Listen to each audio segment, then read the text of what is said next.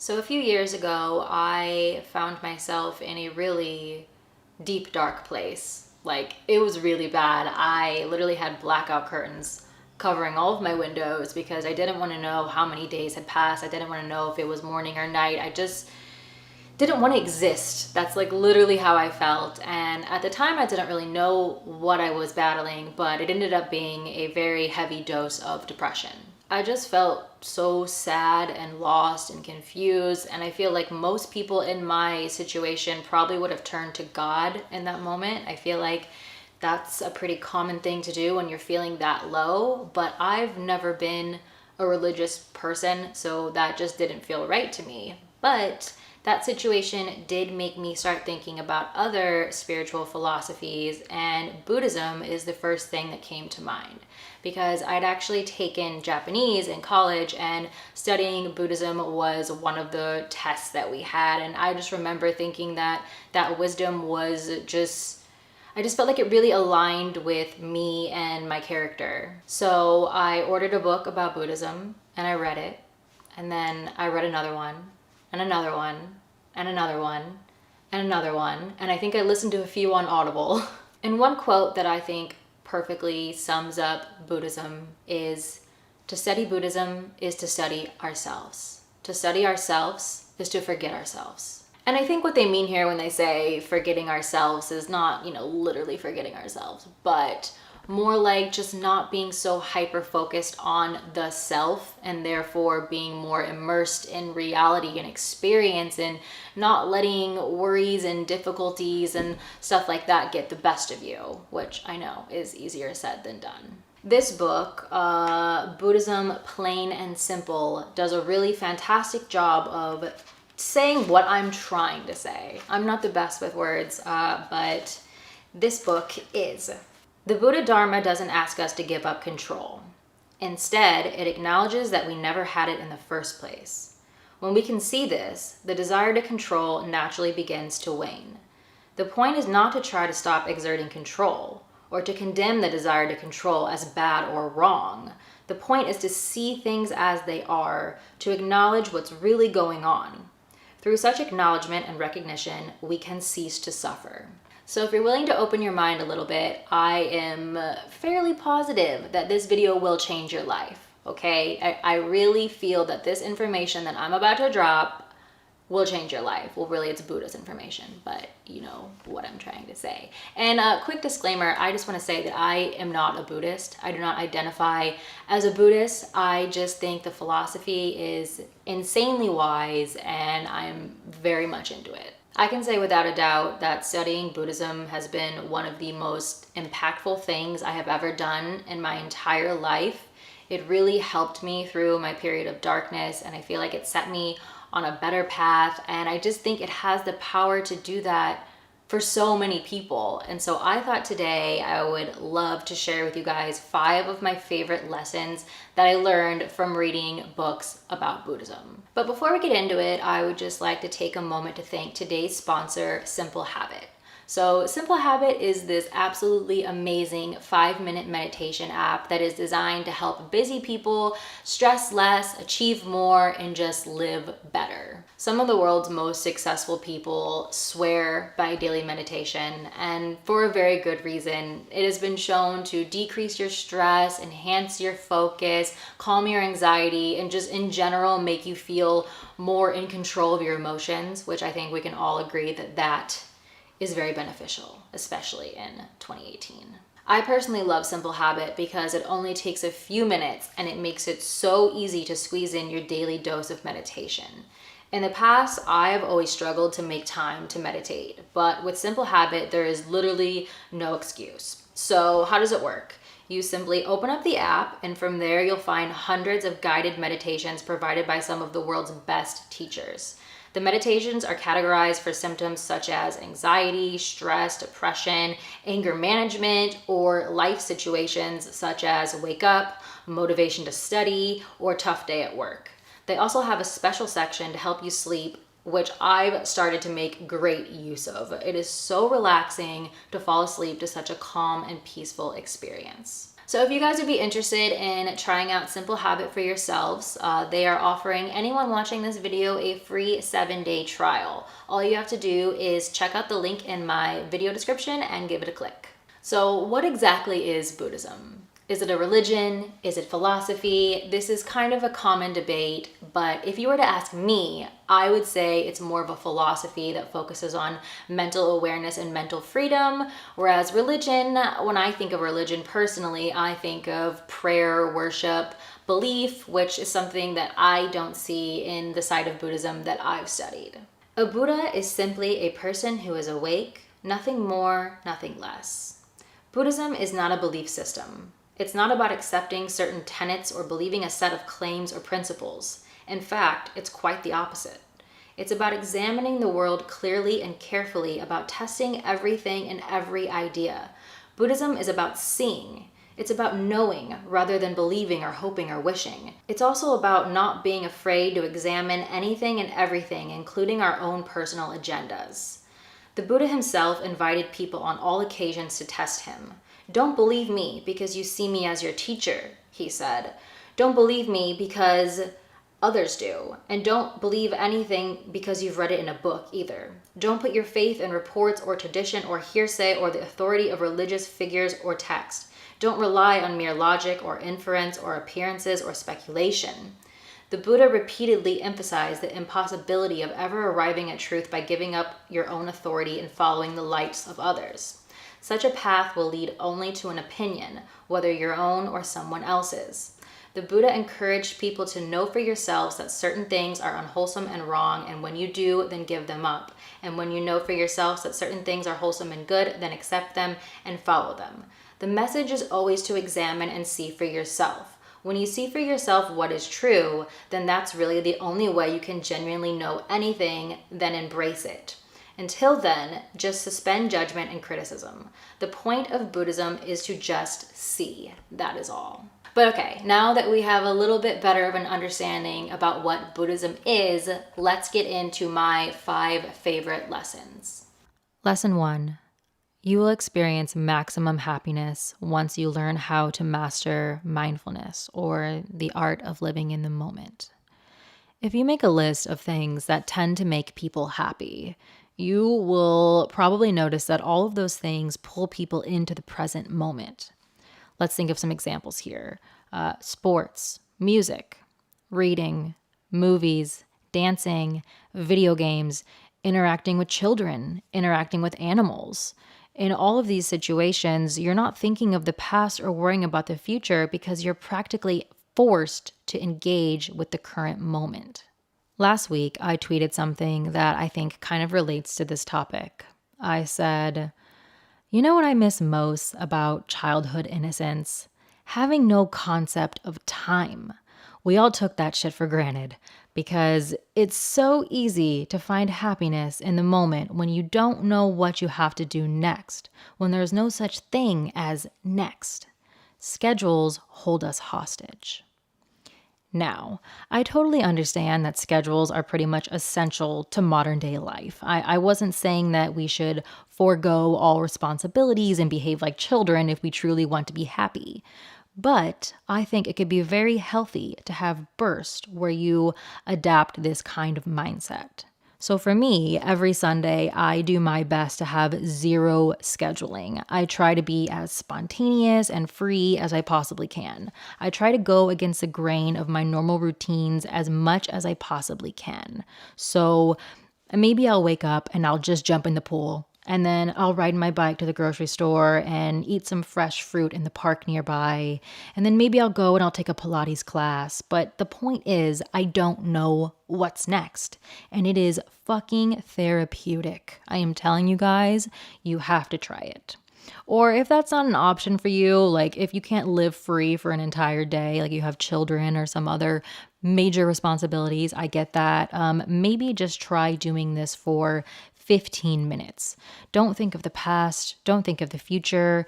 Just take in that very moment. The sights, the sounds, the smells. Just take in every tiny detail and hyper focus on the moment.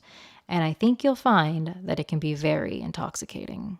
I want to read you guys one of my favorite quotes from Thich Nhat Hanh. He says, "In order to love, you must be here. That is certain. Fortunately, being here is not a difficult thing to accomplish. It is enough to just breathe and let go of thinking or planning. Just come back to yourself, concentrate on your breath, and smile. You are here, body and mind together. You are here, alive, completely alive. That is a miracle. Some people live as though they are already dead. There are people moving around us who are consumed by their past, terrified of their future, and stuck in their anger and jealousy. They are not alive. They are just walking corpses. If you look around yourself with mindfulness, you will see people going around like zombies. Have a great deal of compassion for the people around you who are living like this. They do not know that life is accessible only in the here and now." Lesson number 2. Try to look at life with a beginner's mind. The saying goes, if your mind is empty, it is always ready for anything. It is open to everything. In the beginner's mind, there are many possibilities, but in the expert's, there are few. Essentially, the more you think you know, the more closed off you become to challenging your stored knowledge, which is more than likely incorrect, biased, or outdated. But by channeling your younger self, the version of you who didn't understand hardly anything, you tap into a possibility to learn from every single moment.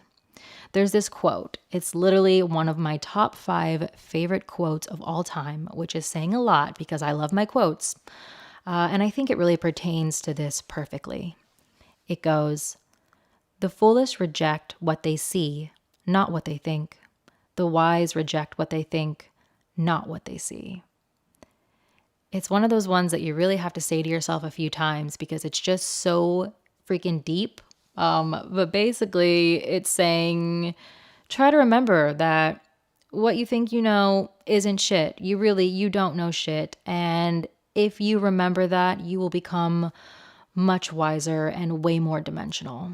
Cultivating your beginner's mind will also help your relationships flourish. When we think we have it all figured out, it gets in the way of communication. It basically puts up a blockade that prevents you from truly listening and bonding deeply with another. And I want to read a bit from a book again. It is a different book. It is called Zen Mind, Beginner's Mind, and I think it sums this up perfectly. When you listen to someone, you should give up all of your preconceived ideas and your subjective opinions. You should just listen to him. Just observe what his way is. We put very little emphasis on right and wrong or good and bad. We just see things as they are with him and accept them. This is how we communicate with each other. Usually when you listen to some statement, you hear it as a kind of echo of yourself. You are actually listening to your own opinion. If it agrees with your opinion, you may accept it. But if it does not, you will reject it or you may not even really hear it. Lesson number 3. Treat your emotions and frustrations with the same patience and love that you would give a child. To explain this lesson, I'm going to read a few pieces from one of my favorite books of all time, You Are Here, because Thich Nhat Hanh has such a way with words. Like, he articulates his ideas in the most beautiful ways that I am just not capable of. So I really want to read this bit to you guys. When you are dealing with pain, with a moment of irritation, or with a bout of anger, you can learn to treat them in the same way you would a child. Do not fight against pain. Do not fight against irritation or jealousy. Embrace them with great tenderness, as though you were embracing a little baby. Your anger is yourself, and you should not be violent towards it. The same thing goes for all of your emotions. In the practice of Buddhist meditation, we do not turn ourselves into a battlefield of good versus evil. The good must take care of the evil as a big brother takes care of his little brother, or as a big sister takes care of her little sister, with a great deal of tenderness and a spirit of non-duality. Knowing that, there is a lot of peace in you already. The insight of non-duality will put a stop to the war in you. You have struggled in the past, and perhaps you are still struggling, but is it necessary? No. Struggle is useless. Stop struggling. Now, this is definitely easier said than done, and I know that dealing with emotion can be quite difficult. But what I find, at least for me, is that the older I get, the less emotions tend to cloud my judgment. As children, we're all quite emotional because the left brain, often referred to as the logical brain, isn't fully developed. So emotions feel very primary. But the more repetitive emotions become, the more predictable they become. And the more often they get you into trouble, the more you reflect and know how to navigate them in the future. So over time, your left brain develops. Neuropsychiatrists actually say that it isn't fully developed until your mid 20s, which is pretty crazy. But you will slowly feel way more in control. But I love this advice from Thich Nhat Hanh because there doesn't need to be this sense of duality with our emotions.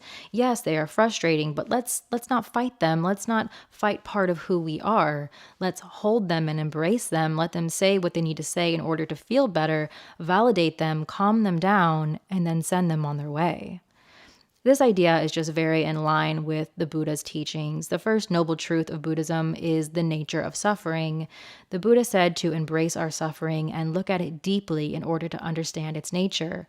We shouldn't try to escape it or suppress it. We should look at it directly. We should learn from it. Lesson number 4. Life is like a river. Everything is in constant flow. Do not box yourself in and limit yourself to who you were yesterday, and do not limit others either. Now, I'm going to read another piece from the book, Buddhism Plain and Simple, that literally takes my breath away. It is that powerful. I am not playing around. It is a little long, so please stick with me. Pick up a flower, a beautiful, living, fresh rose. It smells wonderful. It reveals a lovely rhythm in the swirl of its petals, a rich yet dazzling color, a soft velvety texture. It moves and delights us. The problem with the rose is that it dies. Its petals fall, it shrivels up, it turns brown and returns to the earth. One solution to this problem is to ignore the real rose and substitute a plastic one that never dies and never lives technically. But is a plastic rose what we want? No, of course not. We want the real rose. We want the one that dies. We want it because it dies, because it's fleeting, because it fades. It's this very quality that makes it precious. This is what we want, what each of us is, a living thing that dies. Your very own body and mind are also precious because they're just as fleeting. They're changing always and every moment. In fact, you are nothing but change itself. Let's examine this closely for a moment. It's easy to see that you don't have the body you had when you were a small child, nor do you have the same mind. If you look carefully, you will notice that you don't even have the same body and mind you had when you turned to this page a few moments ago. In those few seconds, many cells in your bodies died and many others were created. Countless chemical changes took place in your organs. Your thoughts changed in response to the words on this page and the circumstances around you. Thousands of synapses in your brain fired thousands of times. In each and every moment, you changed. Like the rose, our bodies and minds are fleeting. In fact, everything in our experience, our bodies, our minds, our thoughts, our wants and needs, our relationships, are fleeting, changing, subject to death. We die in each moment, and again in each moment we are born. The process of birth and death goes on endlessly, moment after moment, right before our eyes. Everything we look at, including ourselves and every aspect of our lives, is nothing but change. Vitality consists of this very birth and death. This impermanence, this constant arising and fading away, are the very things that make our lives vibrant, wonderful, and alive. Yet, we usually want to keep things from changing. We want to preserve things, to hold on to them.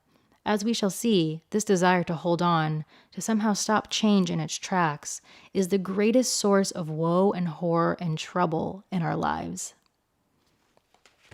Wow, right? That is just something else. I could seriously make an entire video on this topic because I feel it is so important. Everything is constantly changing. Nothing has a permanent identity.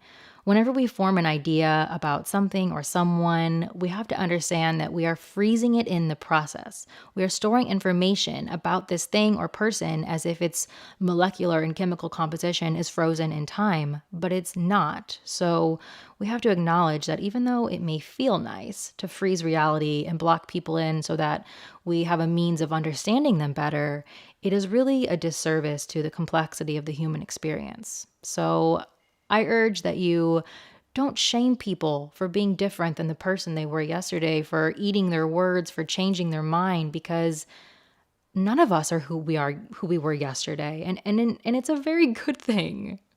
Lesson number 5. Nothing outside yourself can cause any trouble. You yourself make the waves in your mind. There's this Buddhist quote that goes, "If your mind is calm and constant, you can keep yourself away from the noisy world even though you are in the midst of it." This is where meditation is key. So, meditation helps bring you closer to your beginner's mind, back to a time when the mind was calm.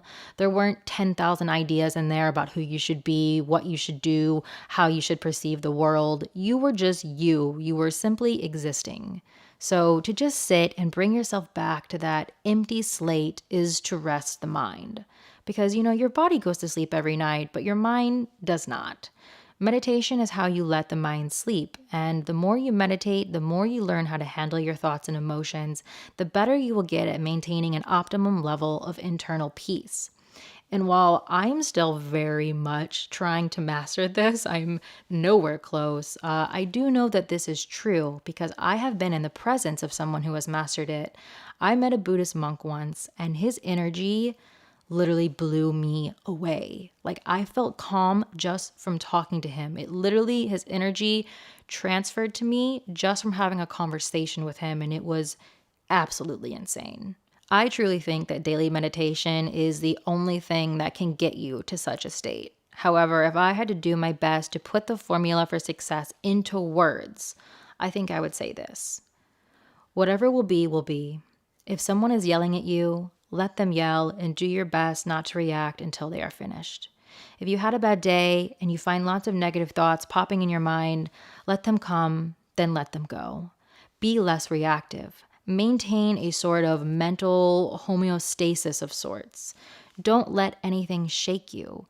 Understand the origin of the conflict, let it simmer while you make sense of it, but don't let it come to a boil. This is something that I'm really working on. I wish that I could be less reactive. Think more, speak less. Make sure that when I speak, my words are a perfect reflection of how I truly feel. Make sure that I am approaching the situation with logic, understanding, and love.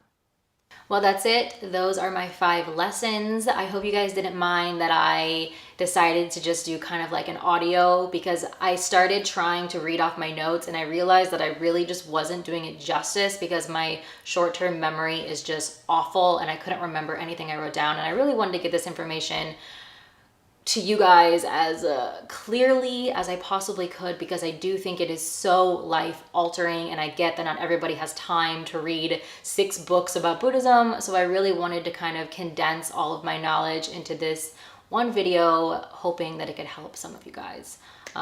Yes, so if you're interested in any of the books that I mentioned, I'm gonna go over them really quickly with you guys.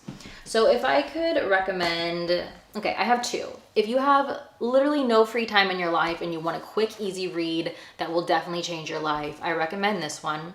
This is called You Are Here. It's by Thich Nhat Hanh. Amazing.